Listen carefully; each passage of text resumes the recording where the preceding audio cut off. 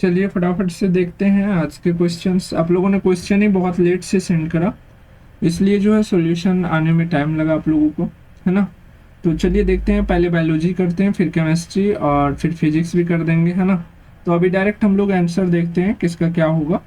और फिर जो है अभी हमने केमिस्ट्री का भी क्वेश्चन देखा, बहुत ही इजी इजी क्वेश्चन पूछा है केमिस्ट्री में, बायोलॉजी में भी, बायोलॉजी में लेकिन कुछ क्वेश्चन जो है वो एकदम बकवास है, क्योंकि वो साइंस के एग्जाम या पैरामेडिकल के एग्जाम से संबंधित नहीं है ना। जनरल कंपटीशन वाले का भी हालत खराब हो जाएगा उसमें।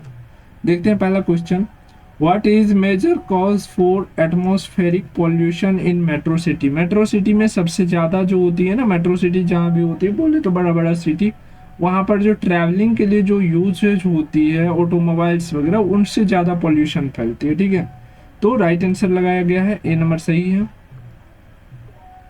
नेक्स्ट देखते हैं, नेक्स्ट क्वेश्चन है, which expensive metal are used at catalyst in catalytic conversion. आप लोगों को कैटालिसिस कितने बार हमने बताया कि सबसे एक नंबर पर किसको रखिएगा, प्लेटिनम को रखिएगा, है ना। प्लेटिनम हो गया, पैलेडियम हो गया, है ना। ये सब क्या है आपके टॉप टॉप मोस्ट, क्या है टॉप मोस्ट आपके कैटलिस्ट है, ठीक है। बिल्कुल यहाँ भी सही लगाए हुए हैं। चलिए आगे बढ़े, आगे देखते हैं। अगला क्वेश्चन है, when did the air prevention and control of pollution act come force in India. First time कब आया था इंडिया में? तो पहला ऑप्शन है 1980, 1981, 1991। नहीं, फर्स्ट टाइम जो आया हुआ था ना वो कब आया था, 1981 में ही आया हुआ था, अगर आप जाकर के देखिएगा तो। अब बताओ, ये पॉल्यूशन से संबंधित जो है ये उतना तो ठीक है, ये रहता है, लेकिन नेक्स्ट वाला चलिए देखिए कितना बकवास है ना। In the 1990s, what is the rank of Delhi among the 41 most populated countries in the world? यानी कि 1990 में 41 देश जो है मोस्ट पॉपुलेटेड था शहर, जिसमें से दिल्ली का स्थान कौन सा था? बताओ, ये सब कोई बकवास है ना। पैरामेडिकल एग्जाम में ये सब पूछना चाहिए, एकदम बकवास है। चौथे नंबर पर था, है ना। चलो आगे बढ़ते हैं, मिलाते जाइए। ये सेट ए है आपका, जो भी सेट है उससे मिलाते जाइए। क्वेश्चन बस ऊपर नीचे होगा, कोई बात नहीं है, बस आप टिक मारते जाइए, है ना। By when were all by business in Delhi, sorry buses है ना।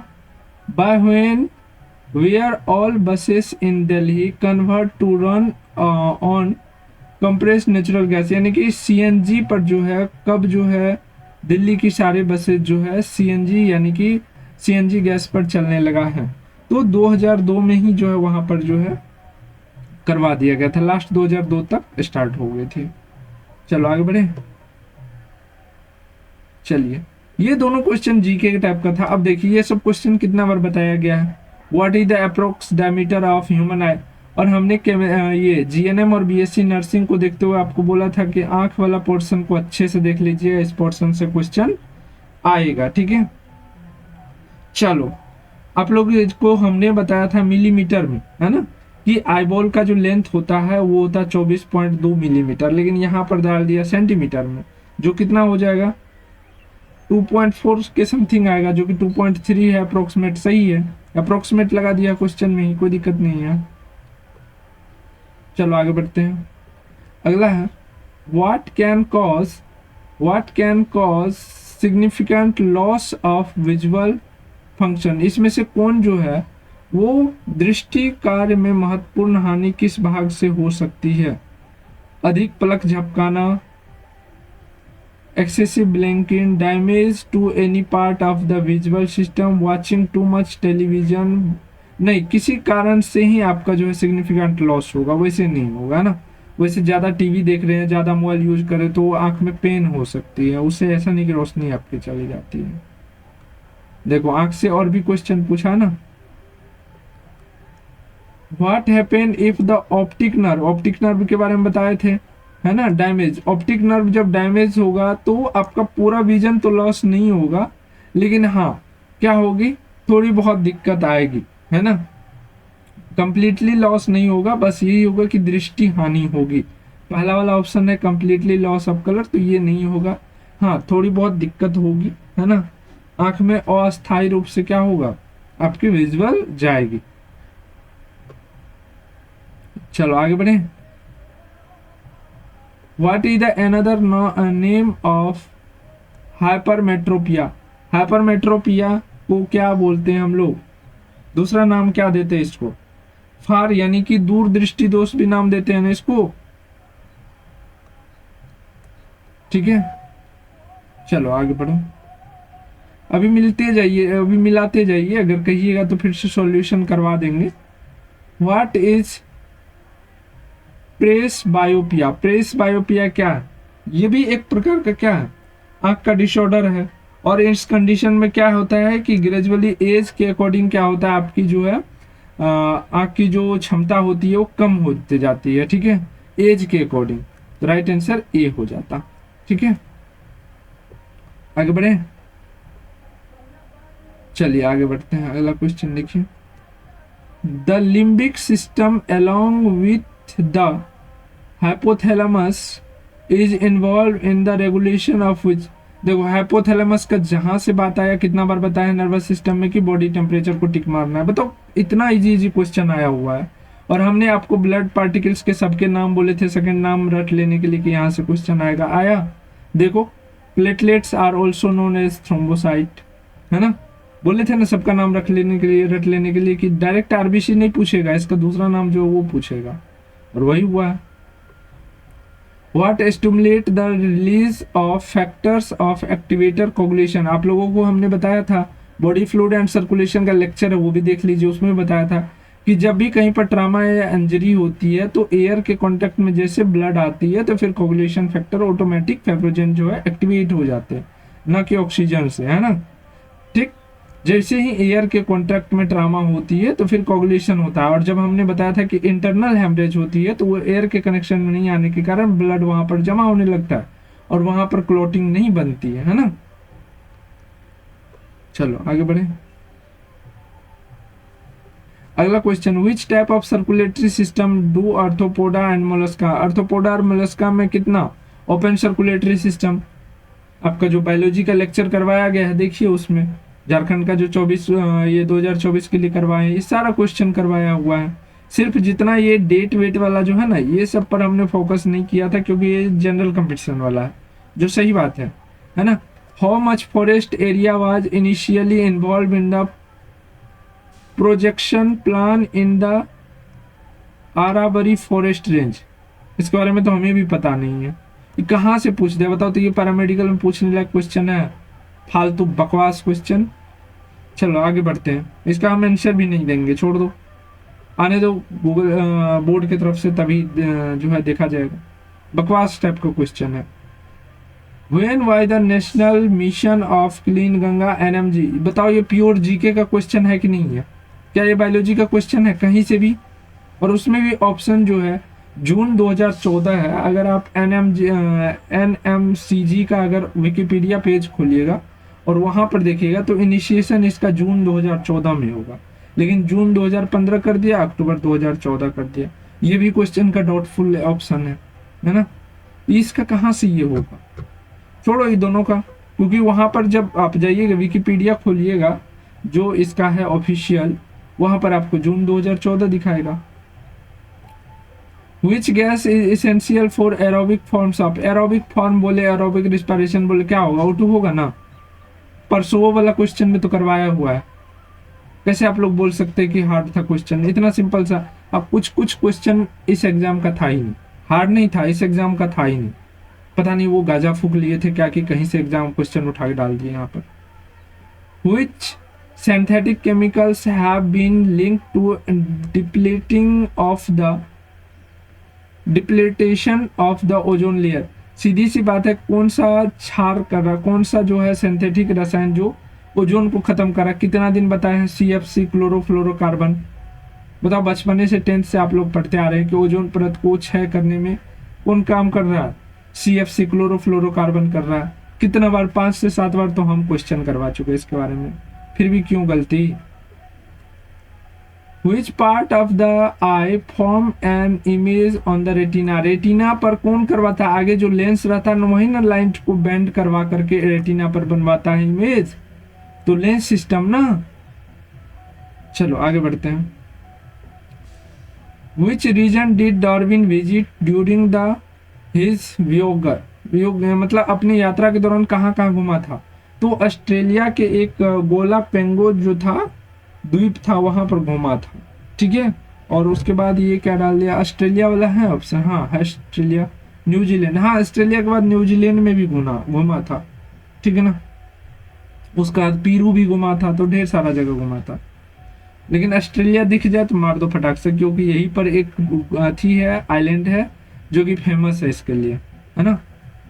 चलो अब तो ऐसा क्वेश्चन गलत किए तुम लोग को मन करता पकड़ के पीटते सामने रहते तो। What happen the birds then they become fully mature of hydra? Hydra में जैसे बर्ड मैच्योर होता है तो क्या होता है, वो सेपरेट होकर के नया एक बॉडी बन जाता है, इंडिविजुअल बन जाता है। They detach from the parental body, हाँ बिल्कुल सही लगा हुआ है, वो पेरेंटल बॉडी से अलग होकर के नया फॉर्म कर लेता है। क्लियर है, आगे बढ़े। चलिए, इसी पर बोले थे कि गुस्सा आ जाएगा आप लोगों को। देखिए कैसा question, which part of the flower are the reproductive part? Flower कितना बार बताया ये बताइए तो, बताया कि नहीं बताया? पिस्टिल तो आपने सही मार लिया है, पीटल्स मारे हैं, है ना। तो पिस्टिल जो है वो फीमेल पार्ट होती है, ये बात तो आपने सही मार दिया। पीटल्स काहे मार दिए ये बताइए तो? मेल पार्ट आपको क्या होता है, स्टेमेन होता है ना, बताइए स्टेमेन क्या होता है? मेल पार्ट होता है जिसमें एंथर और स्टिग्मा आता है, और पिस्टिल फीमेल पार्ट होता है। तो राइट आंसर क्या होता है, डी होता है ना। कितना बार करवाए हैं, कैसे भूल सकते हो यार, बताओ। जब आपको क्रैश कोर्स करवा रहे थे थ्योरी वाला, वहां पर भी बताया हुआ है। ये सब क्वेश्चन गलत कीजिएगा तो दिक्कत होगी ना। What is the colour of pollen grain? Generally जो है येलोइश कलर होता है, बाकी सबका अलग अलग कलर होता है, लेकिन जनरली यानी कि 90% जो है येलोइश होता है। बिल्कुल सही लगाया आपने। चलो, how much particulate matters can an electrostatic precipitators remove from thermal power plant exhaust? More than 99%, है ना। 99, क्योंकि 70% में कैसे काम करेगा आदमी, एफिशिएंसी ज्यादा चाहिए ना। जूस स्पोर्ट्स आर यूजुअली क्या होते हैं, माइक्रोस्कोपिक होते हैं और मोटाइल होते हैं, जो कि आप लोग को बताया गया था। बिल्कुल सही है ना। राइट आंसर क्या हो जाएगा, ए हो जाएगा। ठीक है, चलो आगे बढ़ते हैं। अगला क्वेश्चन है, व्हाट इज पोलीब्लेंड? पोलीब्लेंड क्या होते हैं? एक पाउडर होते हैं जो रिसाइकल होते हैं, प्लास्टिक का जो है रिसाइकलिंग पाउडर बनाया जाता है। राइट आंसर क्या हो जाएगा, बी हो जाएगा। ठीक है, आगे बढ़े। चलो,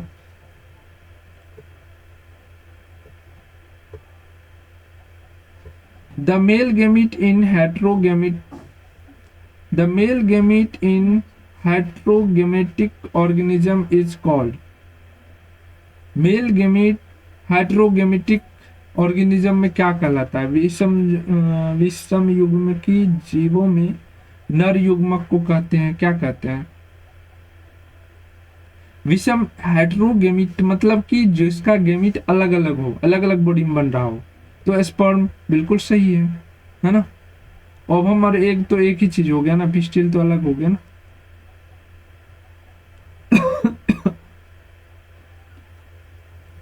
आगे बढ़े।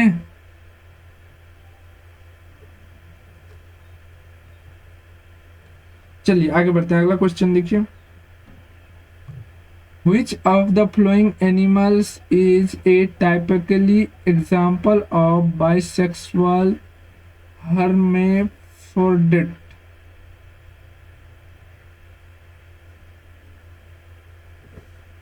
निम्नलिखित में से कौन सा जंतु द्विलिंगी या उभयलिंगी का एक विशिष्ट उदाहरण है ना। यानी कि वो क्या है, यूनिसेक्सुअल और बाइसेक्सुअल दोनों है। जल्दी से बताइए कौन सा हो जाएगा।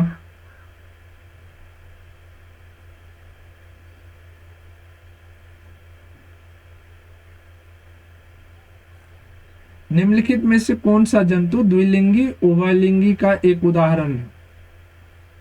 यानी कि द्विलिंगी भी है और वो एक लिंगी भी है, ठीक है, तो कौन सा हो जाएगा?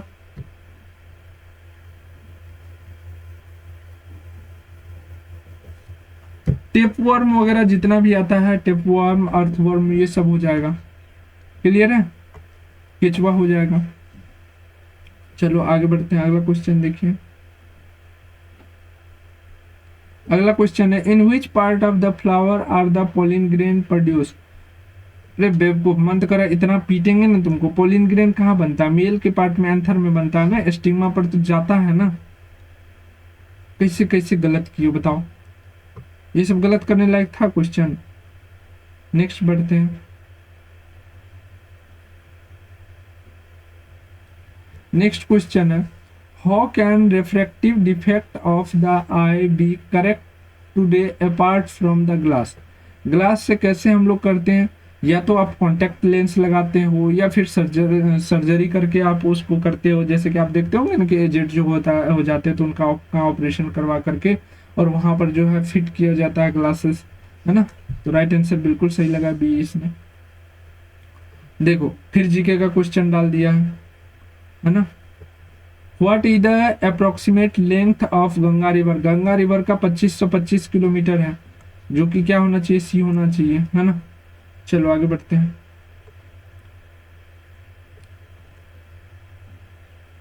Within how many hour after death should the eye be remove from donation? Donation के लिए अगर कोई आदमी मर गया तो कितने घंटे के अंदर उसका आंख ले सकते हैं? 4 से 6 घंटा के बीच। सही है, बिल्कुल सही है ना। आगे बढ़िए, अगला क्वेश्चन देखिए। What remain confidential in the I donation? I donation जब भी होता है तो आपको जिसको दिया जा रहा है और जिससे लिया जा रहा है दोनों का जो है आपको जो आइडेंटिटी होता है उसको आपको छुपा के रखना होता है ना। The identities of both the donor end of the receptor, हाँ, दोनों का कॉन्फिडेंशियल रखा जाता है, गोपनीय रखा जाता है। पहले आपने सही लगा, फिर क्यों डी क्यों कर दिया, है ना। कंसाइनमेंट के लिए ये जरूरी होता है दोनों तरफ से। चलो आगे देखते हूँ। What does prism to do to incident white light? आपको कितने बार हम बताए हैं कि जब व्हाइट लाइट प्रिज्म पर पड़ता है तो वो क्या करता है? 7 कलर में क्या करता है? 7 कलर का बैंड बना देता है, तोड़ देता है रंग को 7 कलर में। तो split into A band of colours, रंगों के बैंड में 7 रंग वही आते हैं, है ना। तो राइट आंसर क्या हो जाएगा? डी। याद करो प्रेम जो पढ़ा रहे थे, बताए थे। छोटे छोटे से क्वेश्चन था, लेकिन ये फिजिक्स का यहाँ का है घुसा दिया बायोलॉजी में, समझ नहीं आ रहा है। Domestic sewage primarily biodegradable organic matter, इसमें कोई कहने वाली बात है? सीवेज में, डोमेस्टिक सीवेज में कहने वाली बात नहीं है। आप लोग को पहले टिक मार देना चाहिए था। What is eutrophication? यूट्रोफिकेशन क्या है? देखो यूट्रोफिकेशन में बेसिकली क्या होता है, एक प्रोसेस होती है। अगर कोई अगर लेक है, ठीक है, उसमें क्या होता है कि न्यूट्रिएंट अगर बहुत ज्यादा हो गया तो फिर क्या करेंगे, तो उसके जो जलीय पौधे होंगे, जीव होंगे, उसको काफी ज्यादा न्यूट्रिशन मिलने लगेगा। झील से पोषक तत्वों का निष्कासन, पोषक तत्वों का देखो झील में निर्माण की प्रक्रिया, ये भी गलत है, ये भी गलत है। एलिमिनेशन विधि भी हमने बताया था आपको। अब ये देखो, पोषक तत्वों के संवर्धन के कारण झील की प्राकृतिक एजिंग और झील से पोषक तत्वों का निष्कासन, the removal of nutri, removal कौन करेगा?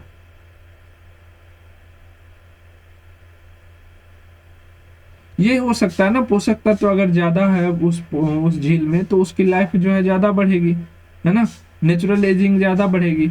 तो राइट आंसर बी होना चाहिए जहां तक, है ना। झील से पोषक तत्वों का निष्कासन आपका किसके द्वारा? अगर मानते हैं कि प्लांट एब्जॉर्ब कर रहा है, जो एक्वाटिक प्लांट्स है या जीव है, वो अगर उस जल से न्यूट्रिशन को निकालता है तो क्या हम इसको बोल सकते हैं झीलों से पोषक तत्वों का निष्कासन? ये भी हो सकता है।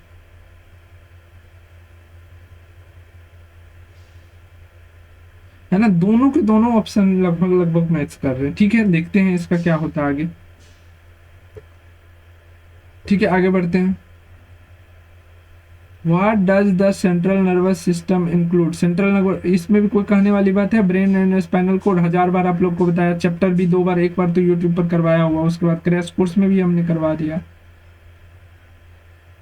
Which type of nerve fiber transmit regulatory impulse from the central nervous system to concerned peripheral tissue? आपको कितने बार हमने बताया था कि एक होगा कि जहां पर मान लो चुभा, वहां से इंफॉर्मेशन को लेके जाएगा, सेंट्रल नर्वस सिस्टम को देगा, फिर वहां से लेकर के आएगा यहाँ पर। एक 3 टाइप का था ना, मोटर, सेंसरी और मिक्स्ड। ठीक है, तो जो ले जाने का, ये जो ले जाने का काम करता है वो कौन सा कहलाता है? जल्दी से बताइए। हाँ, मोटर, सेंसरी और मिक्स, तीनों का नाम भी अलग अलग था ना, क्या हो जाएगा?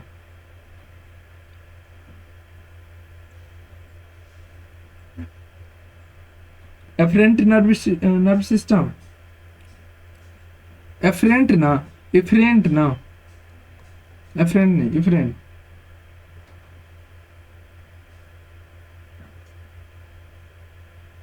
एक minute. Regulate impulse from the central nervous system to concern. ये देखो वापस इंफॉर्मेशन आ रहा है। ठीक है, यानी कि सीएनएस के पास से मान लो कि तुम्हारे पास यहाँ पर पैर में कील चुभा, ये इंफॉर्मेशन गया।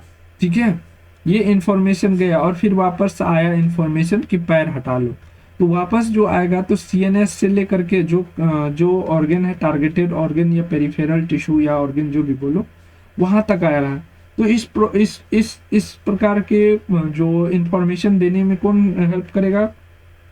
कौन सा फाइबर? इफरेंट वाला ना। क्लियर, आगे बढ़े। देखो छोटी सी गलती, मिस्टेक करवा दिया ना, क्वेश्चन को एक बार पढ़ना था ना। विच part of the brain is responsible for complex function like memory and communication? ये सब के लिए पूरा जो है, जो एसोसिएशन एरिया जो रहता है वो सब के सब, जिसमें कि फ्रंटल लोब आता है, फिर मिडिल आता है। ठीक है, तो ये सब के सब एसोसिएशन एरिया कहलाता है, जिसमें लोब्स आते हैं।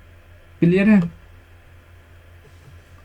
The average duration of the cell cycle in human cell, कितना बार पीट देंगे बोले थे कि G1 से लेकर के S और G2 के बीच में 23 आवर और लास्ट के 1 आवर लगता है एम फेज में, तो टोटल मिलाकर के 24 आवर लगता है।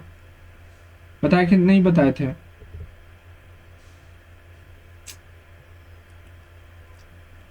चलो इसको गलत करे तो पीट देंगे। In the S phase of the cell cycle, रे बेवकूफों, एस फेज में हमने क्या बताया था कि पहले एक स्ट्रैंड रहता है, फिर एस फेज में आकर के दोनों स्ट्रैंड बनने लगता है। तो डीएनए का रेप्लिकेशन होता है ना, सेल डिवीजन थोड़ी हो जाता है। सेल डिवीजन तो अंतिम में होता है जाकर के टेलोफेज के बाद ना। बड़ा बेवकूफ।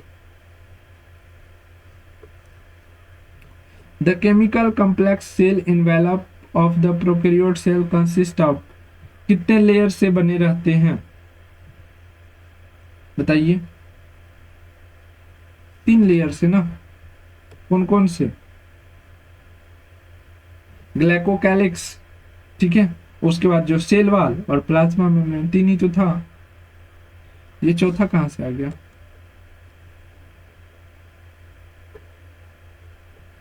The glycocalyx can be present in 2 form, one which is the loose sheath called slime layer। बताया हुआ चीज गलत कर दे रहे हो। बट नेक्स्ट देखो, व्हाट बाय द मेथड, अच्छा ऊपर बढ़ा लेते हैं। What by the method use for the Chipko activities to prevent tree. अच्छा ये बताओ, चिपको आंदोलन के बारे में बीएससी नर्सिंग या शायद जीएनएम में पूछा था, तो उसमें होमवर्क आपसे हम पूछे थे इसके नेता कौन थे, और उसके बारे में डिटेल से बताए थे कि जब अंग्रेज के समय में पेड़ का कटाई चल रहा था, एक अच्छा पेड़ था, तो आदिवासी लोग जो थे उन पेड़ को चारों ओर से हग करके चिपक करके रह जाते थे और कहते थे काटना है तो हमें काटो, तब पेड़ को काटो। कितना बार बताए थे? तो राइट आंसर इन्होंने लगाया पेड़ों को गले लगाना, है ना। चलो आगे बढ़े।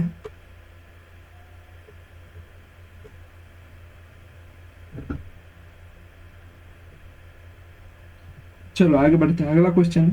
What is the result of syngamy? Syngamy किसको बोलते हैं? गेमी जायगोट बनने के प्रोसेस को ही सेमी सनगेमी बोलते हैं ना।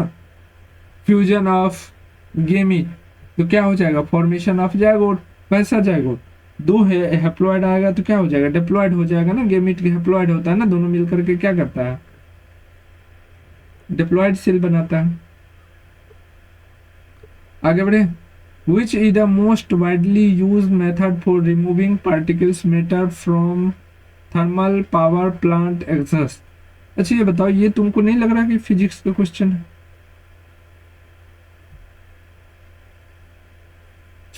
हद हो गया भाई, कुछ से कुछ। इलेक्ट्रोस्टैटिक्स प्रिसिपेशन, और यही क्वेश्चन सेम टू सेम देखे हम क्वेश्चन केमिस्ट्री में भी, ये क्वेश्चन देखने को मिला था हमको। इसन बकवास सीट करने वाले क्वेश्चन हमको पता नहीं लग रहा होगा कि एक पैक लगा लिया होगा, झारखंड में तो दाल चलते रहता है, उसके बाद जो है यहाँ से वहां कर दिया होगा। What structure are found in the upper part of the respiratory tract that help remove harmful parasites? बिल्कुल सही, सीलिया होते हैं, उसके बाद म्यूकोजल मेम्ब्रेन होते हैं, है ना। और आप लोगों को जब स्टमक में भी हम लोग बताए थे, इंटेस्टाइन में सीलिया के बारे में बताए थे, वहां पर भी हमने बताया था कि ये कहाँ कहाँ पर पाया जाता है। फ्लोपियन ट्यूब में भी पाया जाता है, और यहाँ पर जो है हमारे जो एयर ट्रैक जो होते हैं वहां पर भी पाए जाते हैं, जिससे कि जो पार्टिकल्स होते हैं वो अंदर न जा रुके रहे। ठीक है, आगे बढ़े। चलिए आगे देखिए। Which gas can be remove by A scrubber? Scrubber से जो है कौन सी गैस हटाई जाती है? तो सब लोग फेस पर जानते होंगे, सल्फर डाइऑक्साइड, SO2 के सल्फर डाइऑक्साइड, हाँ ये रहा। फिर हाइड्रोजन सल्फाइड हो गया, फिर अमोनिया हो गया, नाइट्रोजन डाइऑक्साइड हो गया, वो सब का हटाने का भी काम आता है। चलो अंतिम क्वेश्चन देखो यहाँ से।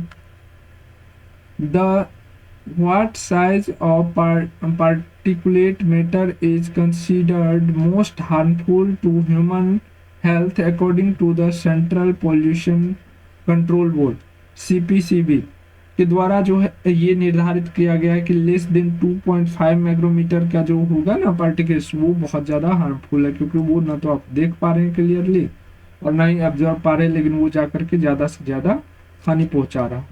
तो मैं एज्यूम कर रहा हूँ कि 10 ऐसे क्वेश्चन है जो आपके पागलपंथी वाले थे, है ना, पागलपंथी वाले थे। बाकी सारे क्वेश्चन आपके नॉर्मल है, कोई भी ज़्यादा हार्ड नहीं है, आई से पूछा हुआ, आई से बताया वो क्वेश्चन है। तो लगभग इस 10 क्वेश्चन को 50 में से 10 क्वेश्चन छोड़ दे बायोलॉजी का, तो 40 क्वेश्चन में आपको 35 से 40 के बीच में आना चाहिए किसी भी हाल में, है ना। किसका किसका आ रहा है बताओ जल्दी से कमेंट करके। और बाकी इसके बाद जो है केमिस्ट्री और फिर फिजिक्स का भी लेकर के आ जाते हैं, ठीक है। चलिए फिर मिलते हैं।